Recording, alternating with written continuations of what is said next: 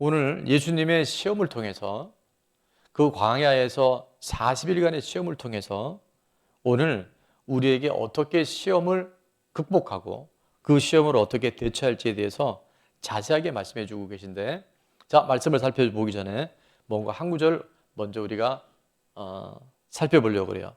히브리서 4장 15절 하반절에 보니까 모든 일에 우리와 똑같이 뭘 받으셨다 그래요? 시험을 받으시니로되. 예수님이 우리와 똑같이 뭘 받으셨다고요? 시험 받으셨어요. 그러나 단 하나 담겼다면 죄는 없으시니라 말씀하세요. 여러분, 예수님도 우리와 똑같이 시험을 받으셨어요. 아니, 상상할 수 없는 끔찍한 십자가의 고난과 시험을 당하셨어요. 만약 예수님께서 시험을 당하지 않으셨다고 한다면 우리의 아픔, 오늘 우리가 겪고 있는 수많은 내 힘으로 감당할 수 없는 한계 상황들에 대해서 체휼하지 못하셨을 거고, 예수님이 시험을 당하지 않으셨다고 한다면 우리의 그 모든 질고들, 물론 그분은 하나님이시기 때문에 얼마든지 넉넉하게 이길 수 있음에도 불구하고 우리가 당하는 더 끔찍한 시험과 고난을 통해서 우리를 시험으로부터 승리케 하신 줄로 믿습니다. 자, 예수님이 똑같이 시험을 받으셨다고 했지만 오늘 히브리서 4장 15절 끝에 보니까 죄가 없으셨다고 말씀하세요. 죄 없는 예수님이 왜 시험을 받으셨을까?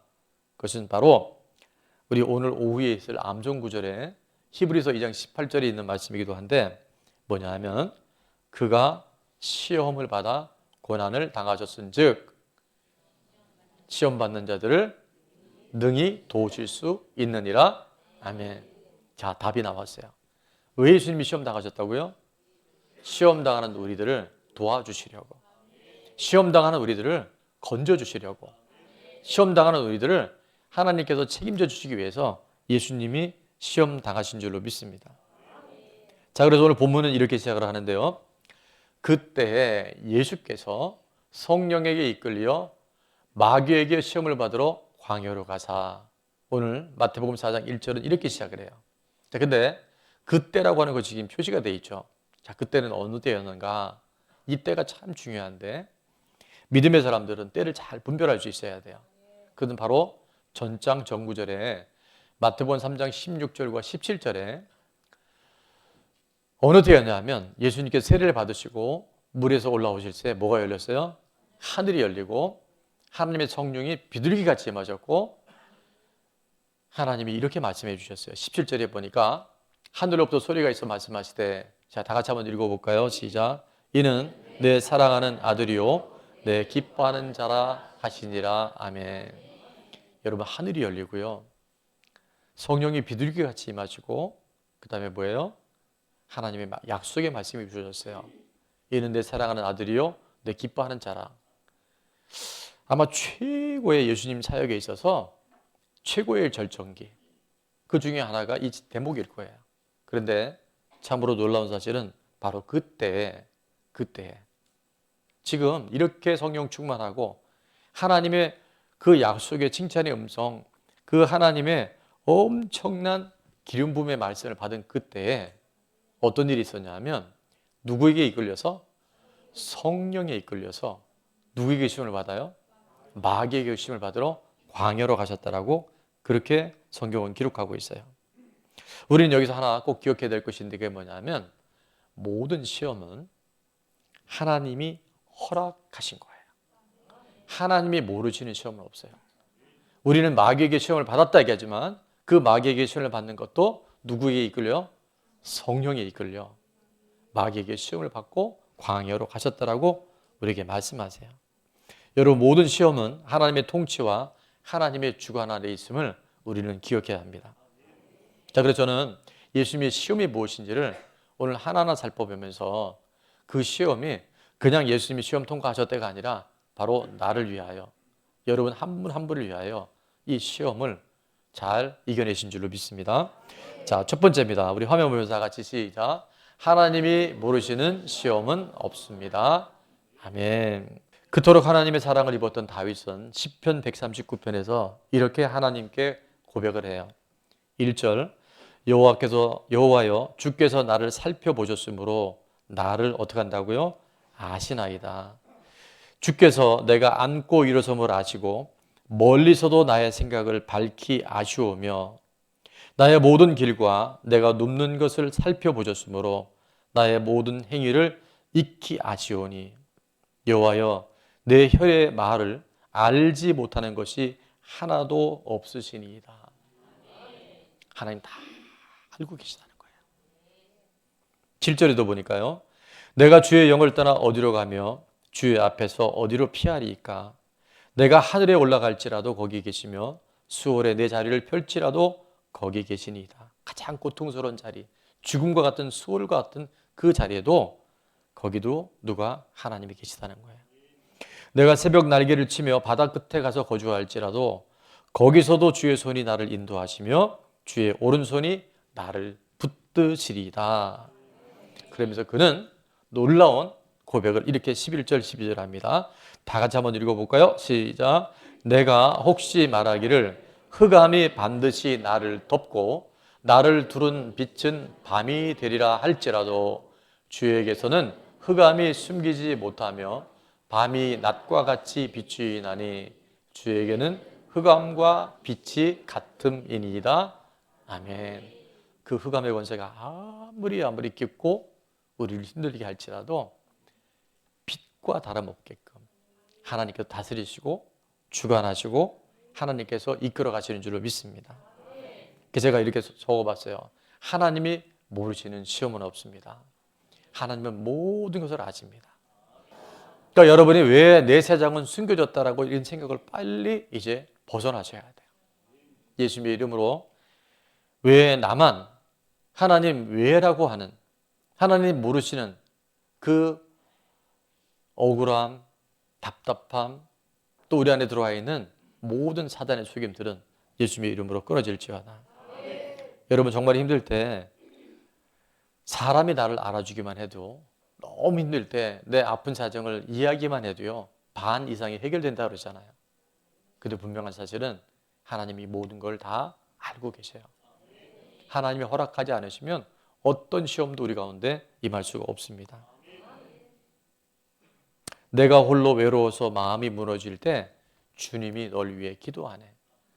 힘을 얻으시고 위로를 얻을 수 있기를 축원합니다. 자, 두 번째 예수님의 시험을 통해서 우리가 확실히 붙어야 할 것은 불확실한 것들을 명확하게 하셨어요. 3절에 보니까 시험하는 자가 예수께 나와서 이르되 내가 만일 이렇게 해요. 하나님의 아들이여든 명하여 이 돌들로 떡덩이가 되게 하라. 여러분 그 마귀의 369 게임이라는 거 들어보셨어요? 네, 또 목사님 문 얘기하려고 저러지나 마귀의 369 게임이라는 게 있어요. 그게 뭐냐면 제가 오늘 말씀 준비하다가 이렇게 지어봤어요. 오늘 본문에 마태복음 4장 3절과 6절과 9절 369입니다. 거기에 보면 계속 마귀가 장난할 때 오는 시험을 줄 때 오는 공통된 단어가 있는데 그게 뭐냐면 바로 만일이라 하는 거예요. 자, 금방 읽은 것처럼 3절에도 만일이 있었고요. 6절에도 보니까 이르되 내가 만일 하나님의 아들이여든 뛰어내리라. 9절에도 보니까 이르되 만일 내게 엎드려 경배하면 이 모든 것을 내게 주리라. 여러분 이 만일이라고 하는 것은요 굉장히 우리 삶을요 혼돈 가운데 몰아가요. 불확실한 것들에 우리 삶을 이끌어가는 게 이게 만약에 만일 이런 단어들이에요. 그래서 이 불확실한 것들이 우리 안에 들어오면 그 시험은 의심을 하게 만듭니다. 지금 하나님이 일하고 계시는데 자꾸 의심하게 만들어요. 염려하지 말라고 했는데 감사함으로 기도하라 했는데 그게 잘 안 돼요. 걱정, 불안, 두려움, 비교감 이것들로 인해서요 우리 삶이 사단이 딱 던져는 만일 네가 기도했는데 안 되면 어떡할 거야? 네가 믿음으로 산다고 했는데 심지어는 예수님께 이렇게 물어보잖아요. 네가 만약 하나님의 아들이거든 정체성을 흔들어 버리는 거예요. 너 예수님 믿는다며 네가 하나님의 자녀라며 기도하면 사라지지 않는다며 계속 우리 이렇게 공격해 들어오는 거예요. 그 혼돈, 무질서 이 모든 것들이 바로 만일 사단의 계략이고 사단이 믿음의 사람들을 흩어버리는 전략인 줄로 믿습니다. 여러분 잘 분별하셔야 돼요. 그래서 마귀의 시험 세 가지를 간략하게 적어봤는데 첫 번째는 뭐냐면 마귀의 시험은요 생존의 시험이에요. 40일을 밤낮으로 금식한 후에 줄이셨어요. 뭐 우리들 중에 3일 금식한 분들도 많겠고 일주일, 열흘 금식한 분들도 있을 테고 또 40일 금식한 분도 있을 수 있어요. 저도 한 21일 금식하고 나니까 금식한 이후에 가장 큰 변화 중에 하나는 뭐냐면 삶이 매우 단순해집니다. 그러니까 우리가 그런 얘기 하잖아요. 먹고 산다 얘기를 하는데 금식을 해본 분들 알겠지만 우리가 이 먹고 사는 게요. 우리 삶의 한 반 이상이 넘는 것 같아요. 금식하고 나면 세상이 조용해요. 그리고 할 일이 별로 없어져요. 한 열흘 넘어가니까 정말 단조롭기 그지 없어요. 그런데 딱 하나 생각나는 게 있죠. 뭐예요? 먹을 거. 정말 평소 때 별로 생각하지 않았던 거. 먹고 싶은 게 이렇게 많아지는 거예요. 근데 예수님 보니까 며칠을 금식하셨다고요? 40일 금식하셨는데 그것도 물도 안 드신 것 같아요. 그러니까 인간의 극한 상황인 거예요. 그 생존의 위협. 사람의 힘으로는 인간의 육체로는 견딜 수 없는 시험을 예수님께서 통과내시면서 우리 안에 어떻게 하면 이 시험을 이길 수 있는가에 대한 길을 허락하신 줄로 믿습니다. 자, 그 극복한 내용을 살펴볼 테고요. 두 번째 예수님의 시험 중에 또 하나가 무엇이냐면 바로 정신적인 시험이 있었어요. 이르되 내가 만일 하나님의 아들이거든 뛰어내리라. 이게 뭐냐면 자기 자신을 존재감을 드러내고 싶은 거예요. 이 세상에 살아가는 동안 우리 안에 이런 것들이 얼마나 많이 들어온지 몰라요. 그러면서 마귀도 성경을 인용하죠. 시편을 기록되었을 때 그가 너를 위하여 그의 사자들을 명하시리니 그들이 손으로 너를 받들어 발이 돌에 부딪히지 않게 하리로다 하였느니라. 사단은 끊임없이 우리를 육신적인 한계, 정신적인 시험에 우리를 계속 공격해 들어와요. 마지막 세 번째 마귀의 시험은 뭐였냐면 영적인 시험이었습니다. 이르되 만일 내게 엎드려 경배하면 이 모든 것을 내게 주리라. 사단은요 정말 예수님이 사단에게 절하기만 하면 그를 줄 수 있는 권세가 있었을까요? 없었을까요? 하늘과 땅의 모든 권세를 예수님이 십자가와 부활을 통과하기 전에는 마귀가 쥐고 있었어요. 그래서 예수님이 거기에 절을 해버리고 나면 마귀에게 통치를 받는 거예요. 이 엄청난 영적 도전을, 이 시험을 예수님이 지금 견뎌내셔야만 했어요. 그런 말입니다. 그런데 중요한 것은 예수님 이 시험들을 통과하면서 만일이라고 하는 것을 예수님은 마귀의 369 게임을 예수님의 470으로 승리하셨어요. 470이 뭐냐면 계속해서 예수님은 이르시되 기록되었을 때를 통해서 그걸 돌파해 나가시는데 자, 만일이라고 하는 이 모호함과 아주 불명확함을 예수님은 간단하게 끝내버리셔요. 아주 명확하게 결론을 내버리셔요. 자, 그래서 제가 삶을 통해서 우리 또 신앙생활을 통해서 정말 우리 안에 말씀이 임하면 어떻게 단순해질지를 좀 적어봤어요. 복음은 우리 삶을 단순하게 합니다. 여러분 복잡한 것은 의심해 봐야 돼요. 복음은 우리의 삶을 단순하게 해요. 진리는 단순하고 분명합니다. 마귀는 보세요. 계속 하나님이 말씀하셨고 약속하셨으면 끝인데 만일 그게 아니면 네가 만약에 하나님의 아들이 진짜 맞다면 네가 제대로 기도하고 있다면 네가 말씀대로 살고 있다면 이걸 갖고 치고 들어오는 거예요. 그것이 오늘 복음 앞에 진리 앞에 단순해져야 할 줄로 믿습니다. 자, 그 중에 몇 가지는 지나간 과거에 연연해하지 않고 여러분 이미 돌이킬 수 없는 거에 집착하지 마세요. 거기서 얼마나 많은 사단이 우리를 공격하는지 몰라요. 이미 결정된 거 있잖아요. 태어난 부모님, 여러분의 성별, 결혼, 자녀 그 무수히 많은 것들요 지나간 과거인데 자꾸 그걸 후회하게 만들어요. 이게 바로 마귀의 전략이라는 거예요. 오늘 이 시간 이후부터 지나간 과거에 연연하지 않고 오늘 현재 지금 내게 주어진 것에 감사할 수 있기를 축원합니다. 그래서 이미 결정된 것도 후회하지 말고요. 교훈을 얻으세요. 내가 동일한 실수하지 않겠다. 내가 동일한 것들에 넘어지지 않겠다. 그런 마음과 그런 겸손이 우리에게 필요해요. 또 하나는 없는 것에 집착하지 말고요. 있는 것에 집중하는 거예요. 그게 바로 감사잖아요. 문제를 말하지 말고요. 제가 이렇게 사역을 해보면 또 예전에 제가 사업을 해보면 항상 문제만 얘기하는 사람들이 있어요. 이게 힘들고 저게 뭐 어떻게 됐고 누가 어떻고. 근데 그런 분들 만나면 저도 헷갈려요. 엄청 힘들어요. 그런 분들하고 상담하고 나면 저도 한두 시간은 혼미함이 들어와요. 근데 정말 유능한 사원, 정말 하나님 기뻐하시는 성도는 뭐냐면 자꾸 문제를 얘기하는 게 아니에요. 문제가 있죠. 시험이 있죠. 근데 뭘 얘기할 수 있어야 된다고요? 대안을 얘기하는 거예요. 그것이 정확한 답이든 아니든 대안을 가져오는 사람들은요, 희망이 있어요. 우리가 꼭 그대로 못 살아요. 그러나 문제만 얘기하는 사람은 문제에 함몰되지만 대안을 얘기하는 사람은 하나님께서 지혜를 주셔요. 여러분은 문제를 이야기하지 말고요. 대안을 자꾸 하나님 앞에 구하세요. 하나님 어떻게 할까요? 하나님 어떤 말씀이 필요한가요? 라고 질문하면 성령님은 생각나게 해주셔요. 정확하게 가르쳐 주셔요. 상대방의 허물이 보일 때 있잖아요. 오늘도 예배 드릴 때 여러분, 우리 좋은 남북엔 그런 분이 없는데 예를 들어서 앞에 계신 분 머리를 보니까 저분 머리를 왜 저렇게 하고 왔어? 옷을 보니까 왜 옷을 저렇게 입었어? 하여튼 제가 하고 싶은 얘기 여기까지 올라오는데 잘못하면 여러분 시험이 들까 봐. 여러분 그게 보일 때 자꾸 그거를 내가 그 허물을 가려주고 내가 어떻게 하면 좀 도와줄 수 있을까? 그게요 성령님이 일하시는 동기가 되는 거예요. 부부간에도 자녀 양육하면서 자꾸 단점을 얘기하지 말고요. 내가 어떻게 하면 내 배우자의 연약점을 좀 가려줄 수 있을까? 우리 자녀들의 허물을 내가 어떻게 채워줄 수 있을까? 우리 부모님의 그런 연약한 점을 내가 어떻게 하면 조금 더 중보할 수 있을까? 그런 마음이요.